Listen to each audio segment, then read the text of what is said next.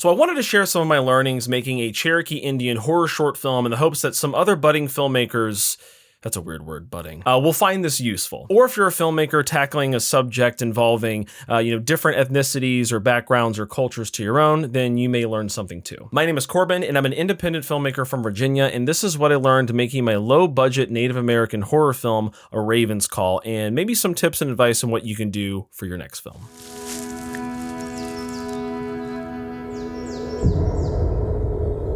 Firstly, do your research. This one may be obvious, but it's important to do your research about whatever topics you're covering in your story, but especially if it involves cultures you're unfamiliar with. In my case, I read books, articles, and even visited Cherokee, North Carolina to learn more about Cherokee history and culture. And not only did I learn a lot that I could apply to the film, like the Ravenmocker legend, but I also learned a lot of stuff that really opened my eyes to the way we live and the way we treat other people. From Cherokee legends and clan responsibilities to politics and sports, honestly, it was a lot, and I didn't include 99% of it in my story, but that's not the point. The point was to immerse myself in that history and culture and learn as much as I could, especially if I wanted to tell the story in the most authentic way I could as a white man. In doing my research, I met my lead actors Taylor and Rachel, who are both members of the Eastern Band of Cherokee Indians. It was back in 2021 or 22 where I was exploring a Kahnawake village in Cherokee, North Carolina, and that was where I met Taylor and Rachel, introduced myself, and we talked about the film that I was writing. Naturally, they were a little bit wary. Taylor later told me that he thought I was going to ask about like a Cherokee princess in my family or something. I don't know, which by the way, those are not a thing. But not only did they come on board as my actors to play the leads, Tawodi and Yona, but they also kind of acted as my historical consultants in a way. If I had a question about anything regarding Cherokee history or culture, they were usually my go-to people to ask. And this was great because I knew that if someone criticized the film for any historical inaccuracies or whatever, I had people to blame. I'm just kidding, you guys are the best. But whether it was about wardrobe or weapons, folklore, European relations, or the native language itself, they usually had an answer for me. And speaking of language, so in the very early stages when it was just a Native American horror film and I hadn't written it around the Cherokee yet, regardless of which tribe I picked, I knew I wanted the native language to be spoken in some scenes in the film. But after doing my early research and finally landing on Cherokee as the tribe I was gonna tell a story about, someone I spoke to from the Eastern Band of Cherokee Indians told me about the dark history surrounding the near eradication of the Cherokee language. It was around the late 19th to early mid 20th century where there was this policy enacted called Kill the Indian, Save the Man, and it was coined by dickhead loser and current resident in hell, Richard H. Pratt. And this policy resulted in a lot of Cherokee children being physically abused and punished in schools for using their native language. And some kids were even so traumatized that later in life they ended up committing suicide. So once I learned this, the intention of having native dialogue spoken in the film basically became a non-negotiable for me. This was a very, very big moment for me in planning this film. And although it later proved to be a very, very difficult process getting some of these scenes translated and spoken in Cherokee, it was definitely worth it. I'll actually touch on that more later in a bit. But this is the importance of research. It's not just about trying to maintain historical authenticity. Because let's face it, there are historical inaccuracies in films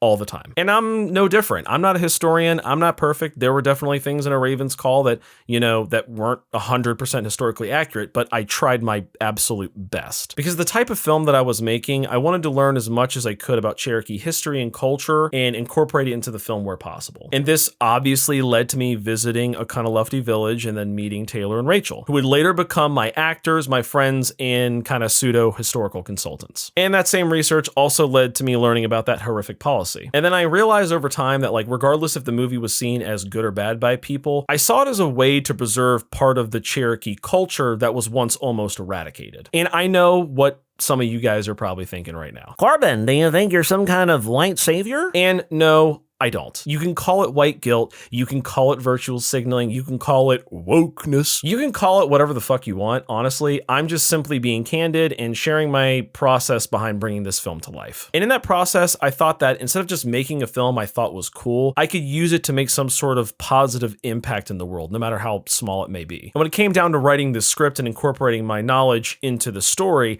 I knew I needed to get feedback from reputable sources. Get feedback. This kind of goes back to what I was saying earlier with my actors filmmakers being historical consultants. Taylor and Rachel both read the script for A Raven's Call and were more than happy to offer their feedback. And as important as it is to get feedback from other filmmakers and artists and creatives when you're writing your story, it's even more pertinent to get feedback from the group of people your film is about. And this applies to so many other aspects of making a film, not just, the language translations or getting feedback on the story. So even when it comes down to wardrobe and props, make sure you're asking the appropriate people for guidance, or listen when they give you ideas. I'll give you a good example. So this is a bit of a huge spoiler for my short film, A Raven's Call. So if you haven't watched that yet, please do. We spent a lot of time making this, and it would mean a lot to me and the crew involved if you guys gave it a watch. And then be sure to leave a like, comment, all that engagement BS. So towards the end of the film, Rachel shoots the Ravenmocker with a flintlock and it dematerializes. Now, originally in the script, the Ravenmocker was written to be a bit more tangible and a bit more physical. It was originally supposed to go down that the Ravenmocker gets shot, we see the bullet wound and the body fall to the ground, and then still see the body when Yona crawls over to check on Tuoti in the wide. And as you can see, we filmed all of that. But it was Taylor who mentioned in between a take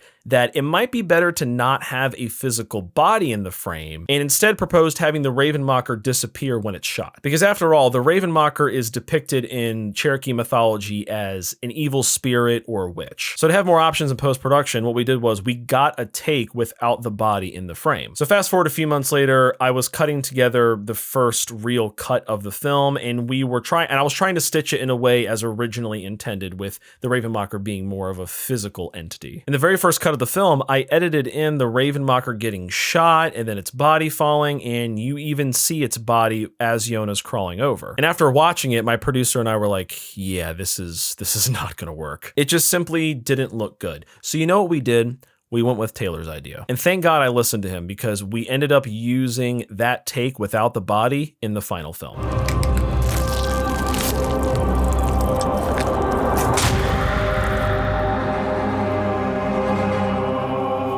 It's a massive improvement over what we originally intended. And this is one of those really fun parts about making a film with a group of collaborators as opposed to making a film alone or just using AI like some fuckboy. You get other people's creative input, which is important. Other artists throw in ideas that could end up making the story better, and in this example, it did. So as much as it might hurt your ego sometimes to have people critique your script or your shots or whatever it is you're doing, just listen to people. You never know. Listen to the suggestions of other folks around you, because they might just have a better idea than you do. And it's not always easy to admit that. And who knows, other people's suggestions might be an improvement in your film, and in this case, it definitely was. Visit your locations. I have found it 10 times easier to shoot scenes when I visit the location ahead of time with my cinematographer and shot list everything. You may not always have the luxury depending on where you're filming and if you have access to the location beforehand, but if you have the opportunity to do it, do it. It makes shooting on the day so much easier. So we filmed most of A Raven's Call at Henricus Historical Park in Chester, Virginia. And they were actually kind enough to let us visit multiple times and shot list thing and rehearse and get the blocking right. I believe it was a day before our first shooting day where we went to the park beforehand and we rehearsed the trading post scene with our actors. And it may not look like it, but scenes like this can be pretty complicated to shoot, and there's a lot of moving parts. And we were out there for a few hours blocking and rehearsing and just figuring out camera angles. And I gotta tell you, when cameras started rolling the next day, it made things so much easier. Seeing as we were only limited to access the park for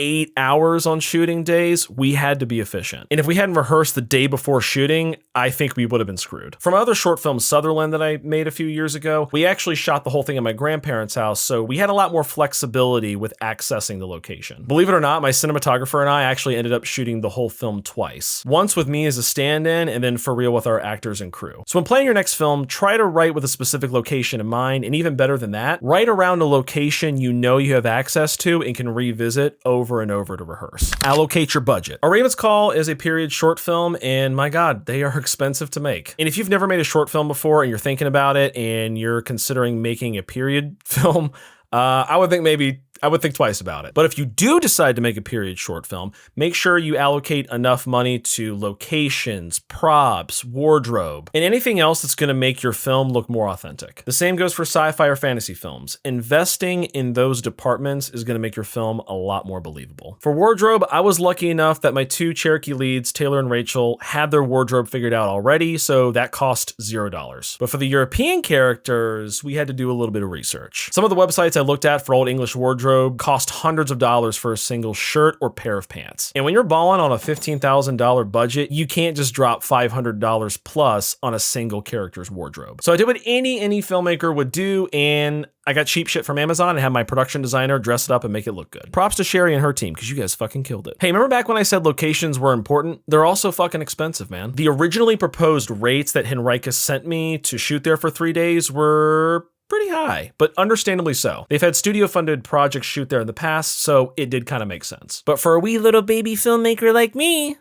it was a lot. Oh yeah, and there was also a $750 security deposit that I didn't know about until like pretty close to shooting. And that's a lot of money to spend if you didn't budget for it. But thankfully we got that money back at the end of the shoot because we didn't mess up anything on site. Or did we? I probably shouldn't share that story. If this video gets 100 likes, I'll share it. And the same goes for props. I did mostly get cheaper stuff, but the art team did an amazing job dressing it up and making it look more worn and weathered and authentic. And Henricus Park was also kind enough to let us borrow some of their props for set dressing. So when you're planning your period, sci-fi, fantasy, or another specialized genre film that will require out of the ordinary props, wardrobe, and locations, make sure you budget for it, because A Raven's Call would have been much less exciting if we only had a couple characters just hanging out in the woods just to save a buck. So spend your money wisely, young filmmakers, or you can blow it all on Crafty. Who gives a shit? Rehearse, rehearse, rehearse. I know every filmmaker knows that it's important to rehearse, but let me explain. Remember when I said earlier that translating some of the script and having some scenes spoken in Cherokee was difficult?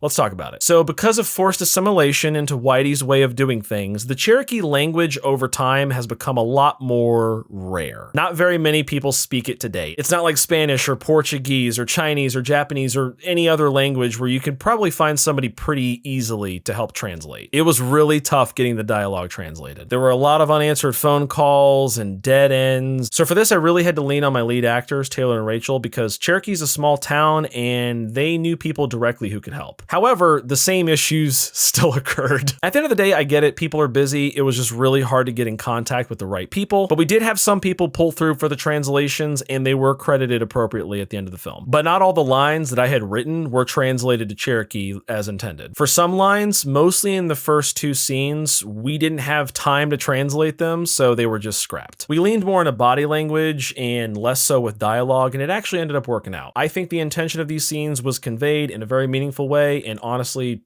that's what's more important than anything else. But we did end up getting the majority of the lines translated into Cherokee, which was good. But that was like maybe 1/3 of the battle. The other 2/3 of the battle was learning the lines. And our actors will be the first to tell you it was not easy. The Cherokee language is not just rare, it's difficult to speak. And for scenes like this one, the entire scene was spoken in Cherokee. But having to recite lines in a rarely spoken, tongue-twisting language, out in the cold, trying to convey emotion when you already have worked 8 to 10 hours, yeah, that was rough. It sucked. And naturally, we were all frustrated, and that happens on set. It's fine. In hindsight, what I should have done as the director would have been to initiate more virtual Zoom calls or something to go over the lines more. Now, granted, we had conversations earlier on in pre-production about, the Cherokee dialogue and if they were able to speak it, but I still could have carved out more time to, that's corporate shit. But it definitely would have been more beneficial to find the time to go over those lines a little bit more. Because doing so would have saved time, frustration on set, and honestly just would have made that whole scene a lot easier to shoot and edit. But we persevered anyway, and we did the damn thing. Thanks to Taylor and Rachel. And special thanks to my script supervisor, Vivian, for studying the Cherokee lines and making sure everything was said properly and making sure we didn't miss anything. So directors, rehearse with your actors over and over again. Regardless if the lines are in Cherokee or English or Dothraki,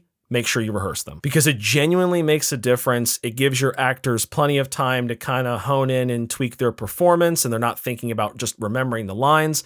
And it just saves a lot of time. Let go and trust your team. Guys, I got a secret for you. I can be a bit of a control freak. That actually might not be a secret to some people watching this. And as a self-taught filmmaker who's used to wearing 10 different hats on set, It can be hard sometimes to just let go and trust the process. But give your artists and collaborators the freedom to do what they're good at. There were a lot of firsts for me with making A Raven's Call. This was my first time working with a script supervisor, a production designer, a composer, and a dedicated VFX artist to bring the Raven Mocker to life. And people also come up with really creative shit when they're pressed for time and money and resources. And here's another example. So there's a scene towards the end of the film where Rachel's character, Yona, is dragged by the Raven Mocker. And we had to put our heads together to figure out how we were going to do this. Because the priority is obviously to keep Rachel safe, but we had to make this look believable and make it look like an invisible force was pulling her. So what the art team did was they basically took an old boogie board out of my parents' garage, dressed it in leaves and camouflage, and we had Rachel sit on that. Then our stunt guys tied a black rope around her leg. At first we tried the boogie board, but it just kept pulling the board out from under her. So we eventually tied it to her leg safely. And then once we had all those pieces together, we dragged her ass on the ground safely. She may have gotten like a bruise or two, but she's fine. She's tough. And it's like I said, sometimes you got to get really creative on these low budget film sets. And going back to the budget thing, make sure you allocate what you can for these various departments if you can afford it. Makeup, wardrobe, props, whatever. More hands equals less work, and it just saves you a lot of stress. And for my fellow directors out there, trust me, it relieves a good bit of stress to just get out of the way and let your team work. Because you got a ship to captain, and you can't be steering the helm if you're also scrubbing the poop deck. So let the PA do that. So these were my big takeaways from producing and directing A Raven's Call that I wanted to share with you guys. I'm sure I'll think of more stuff later, but fuck it, I'll do a part 2. I don't know. Hopefully one or two you found this helpful, and if you did, please leave a like or comment on the video. It makes the YouTube engagement gods very happy. And leave a comment below about your latest film. What are the biggest lessons you learned? What went right? What went wrong? Or if you're planning to shoot your first film or your next film, whatever, leave a comment below. Tell us about it or ask some questions. I'm sure somebody more talented and smarter than me will answer them. Also, don't forget to subscribe, guys. I'm gonna try to post more consistently because I need something creative to do in the meantime while I'm recouping money and my sanity to make more short films. So let me know what videos you want to see. More behind the scenes stuff, video essays, reviews, I don't know. Much love, guys. Peace, kisses. Stay safe out there. We're living in crazy times, and I'll see you guys in the next one. Thanks for watching. Jesus Christ, my fucking sliding off my bitch ass 5 head. So anyways, towards the end of the film, Rachel's character, Yona, shoots the Raven Mocker from behind. Try not to make a joke there.